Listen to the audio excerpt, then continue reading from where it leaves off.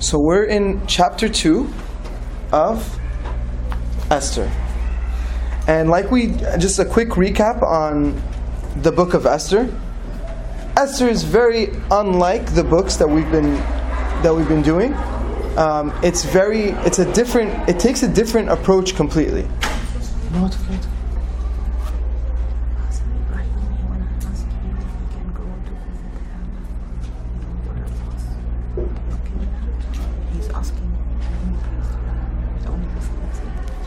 Are you okay with that? No, for other please. I want to edit these downstairs. How Yeah, I don't understand. Yeah. Sorry. Okay. No, that's fine. So, last week we started the book of Esther, and one of the interesting things with the book of Esther is that it's a very different book than what we were used to. Most of the Bible, and we've been focusing a lot recently on the New Testament, and the New Testament's written as most of the St. Paul's books are letters. They're letters, and it's all about encouragement. It's all about righting the wrong. It's all about fixing the direction, turning us back towards God. And we can see ourselves in the people of Ephesus. We could see ourselves in the people of Corinth. We could see ourselves in, the Jews back in the day. All of these things we see ourselves in. It's a little bit more difficult, but a lot more fun to see ourselves in the book of Esther.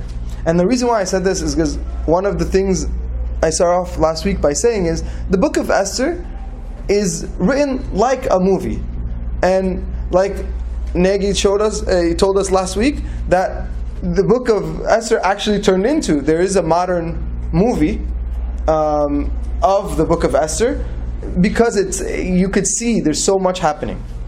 Now, before we start with chapter 2, I want to kind of recap what we discussed in chapter 1. So chapter 1 started by a king with a really tough name.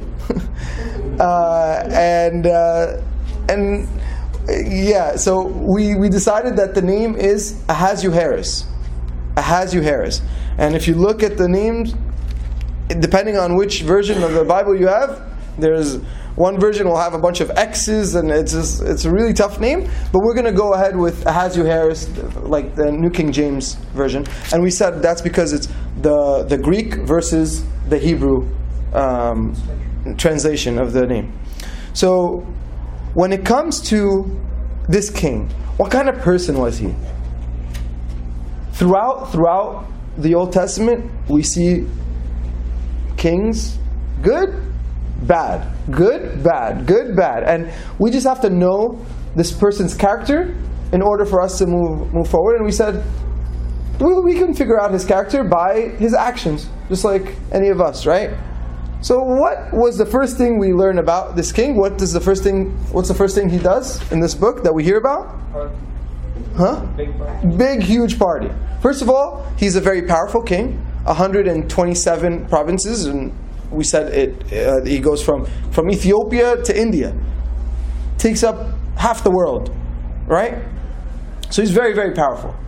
So he decides, not only is he going to show that he's powerful, how is he going to show it? He's going to show it by a huge party.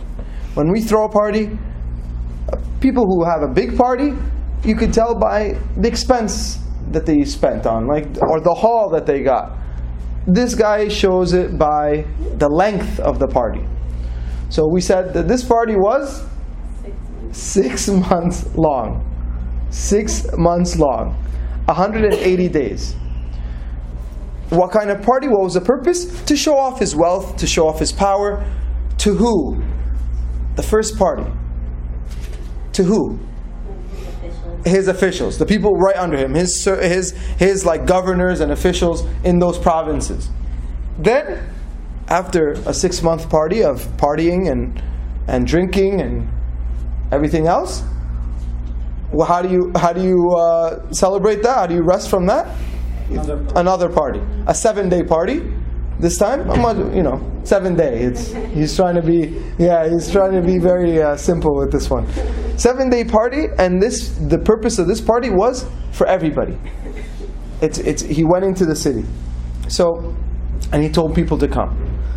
The 7th day of the party, we're just going like just a quick recap. 7th day of the party, here's where the action starts. So we set the tone, we set the mood, we set the stage. He's sitting there, last day. All of a sudden, what happens? He asks for the Queen Vashti. Queen Vashti, at the time, is also throwing her own party. So it's like a guy's night out, girls' night out type of deal. And she's throwing the party, and then he tells his officials, and the officials tell him, and they said, "What?" Oh, he says, "Let me bring out the queen."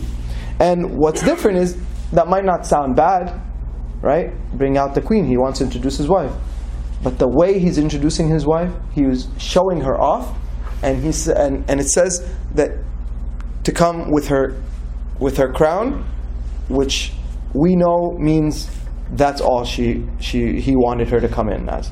So he wanted her to come and basically be objectified, be a look what I got type of deal.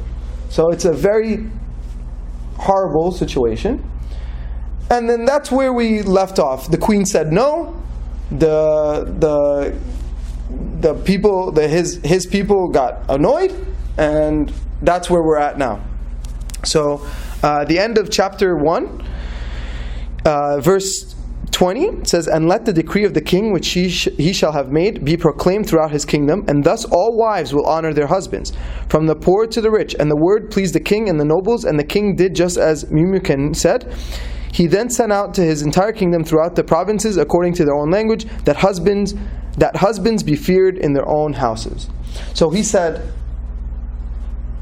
his advisor said, "Wow, the queen rejected the king? Oh no, when people find out about this, every wife is going to reject every husband, and it's going to be chaos. We have to stop this." So he went to his king and he said, "You can put an end to this now. You could show how powerful you are and how powerful husbands are and all this stuff by saying she's out. And this is the new decree, and I'm going to find a new queen. And that she cannot ever do that." So no woman can do that. No woman could stand up for herself. This is obviously before any laws, anything right in that sense, and it's okay. Anything as far as women's rights and all that stuff. This is all about the idea for this was a time where men ruled the world. And this king, his wife, there was no respect to his wife, and that's where we are now. So we'll start off with chapter 2. If somebody can read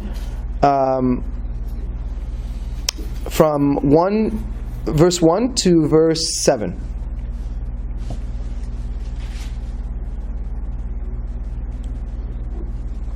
Someone can read. Okay. Yeah, go ahead. After these things, when the wrath of King, I can't say that again. Oh yeah. So the name Ahasuerus. Ahasuerus subsided. He remembered Vashti, what she had done, and what had been decreed against her. Then the king's servants who attended him said, "Let beautiful young virgins be sought for the king, and let the king appoint officers in all the provinces of his kingdom, that they may gather all the beautiful young virgins to Shushan the citadel, into the women's quarters under the custody of Hegai, the king's eunuch? Yeah, eunuch, yeah. Eunuch, custodian of the women, and let beauty preparations be given them. Then let the young woman who pleases the king be queen instead of Vashti." This thing pleased the king, and he did so. In Shushan the citadel there was a certain Jew whose name was Mordecai, the son of Jair, the son of Shimei, the son of Kish, of Benjamin. Kish had been carried away from Jerusalem with the captives who had been captured with Jeconiah, king of Judah, whom Nebuchadnezzar, the king of Babylon, had carried away. And Mordecai had brought up Hadassah, that is Esther, his uncle's daughter, for she had neither father nor mother. The young woman was lovely and beautiful. When her father and mother died, Mordecai took her as his own daughter. Okay. Sorry about all the names. So, now, Queen Vashti rejected the devil. Rejected the king. And she said, I'm not going to do this. He said, okay, you're out. But now what? There's a problem. We're missing a queen. A king needs a queen. A king needs a queen. He got to do something. So he thought, you know what? How am I going to find the best queen? The best queen is going to come through a beauty pageant. He threw a big beauty pageant. That's what this is. This is a big Miss America contest or Miss Universe contest. He just said, find me the best people in all provinces and bring them here. Make sure they're dressed nicely. Make sure they're, get them all ready. And I'm going to choose. And the person I choose will be, for me, my queen. Now, it's really interesting. We said last week that the book of Esther is an interesting book because also, another thing is, it's about the invisible hand of God. God is not mentioned here at all. In the whole book. The word God is not mentioned. And it's the only Bible book that has no mention of God. But it's a good reminder for us that God is present